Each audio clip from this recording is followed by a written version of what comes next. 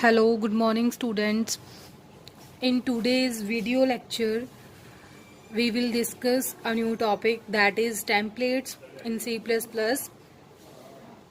Template is a keyword in C++. Template क्या है? Keyword है C++ में. Templates allows us to create a single function or class for a group of similar functions or classes in a generic manner. There are two types of templates, function template and class template. So function templates कौन से templates होते हैं? देखिए, function templates are the generic functions which can handle different data types without the need of writing separate code for each them. So देखो,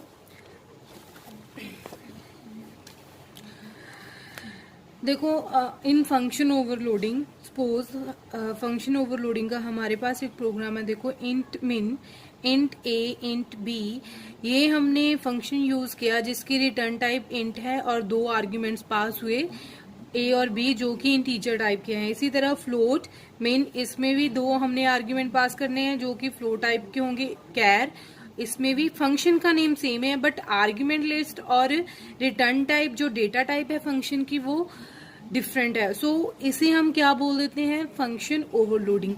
so function overloading में क्या होता है कि हर एक डेटा टाइप के लिए हमें क्या करना पड़ता है?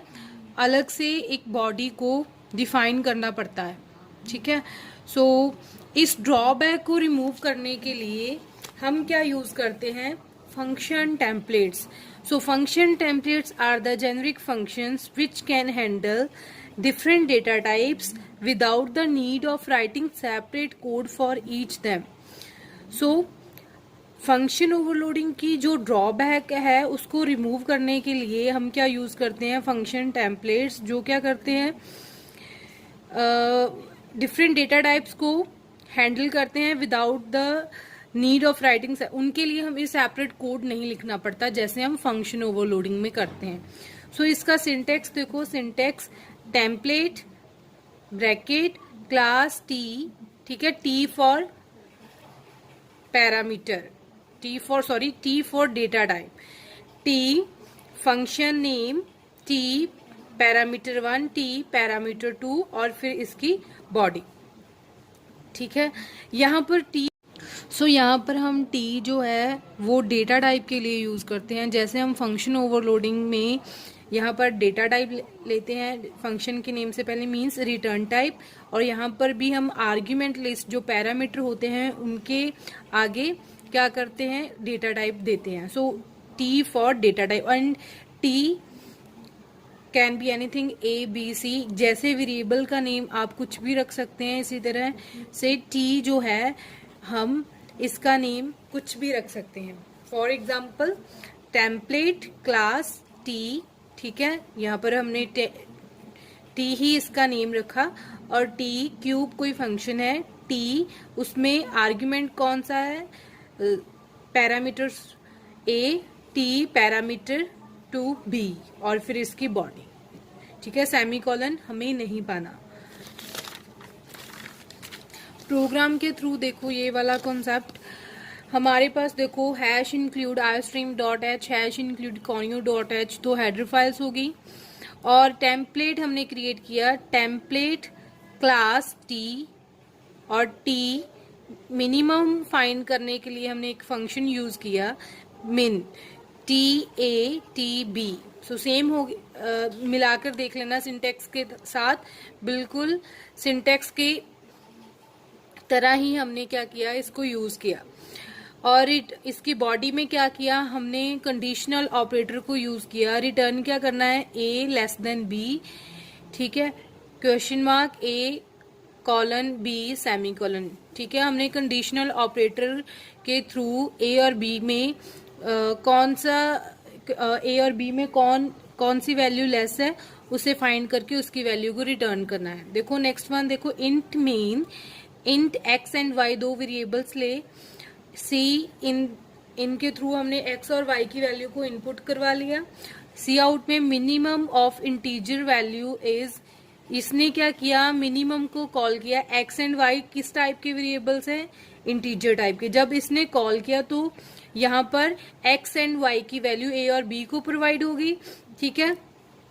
आउटपुट देखो, सपोज हमारे पास आउटपुट कैसे आएगी, देखो एक्स एंड वाई की वैल्यू, सपोज हमने एक्स की वैल्यू जो पास की 4 and 5 एंटर किया, 4, ठीक है, 4 and 5।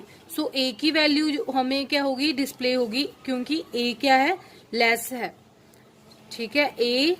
सो यहां पर आएगा आउटपुट में minimum of integer value is 4।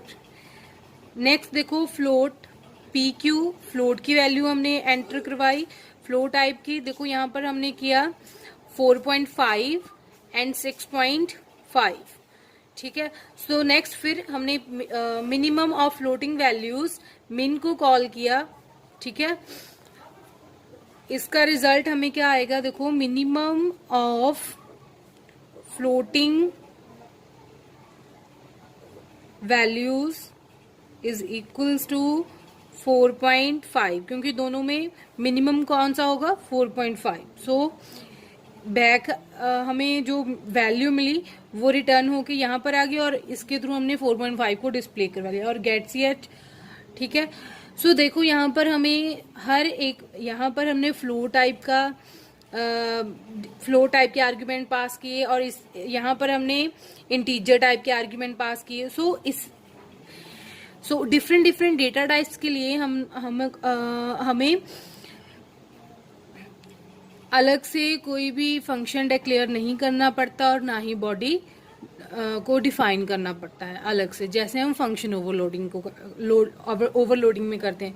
सो उस ड्रॉबैक को रिमूव किया गया टेम्पलेट्स के थ्रू। इसी तरह से क्लास टेम्पलेट्स होते हैं, same link function templates. We can create generic classes using class templates that provide same functionality for different data types। इसके लिए हम क्या कर लेते हैं, template class T, class name और क्लास की definition. Example, template class T, class का नेम रेक्टेंगल हो गया, फिर इसकी बॉडी हो गई, ठीक है।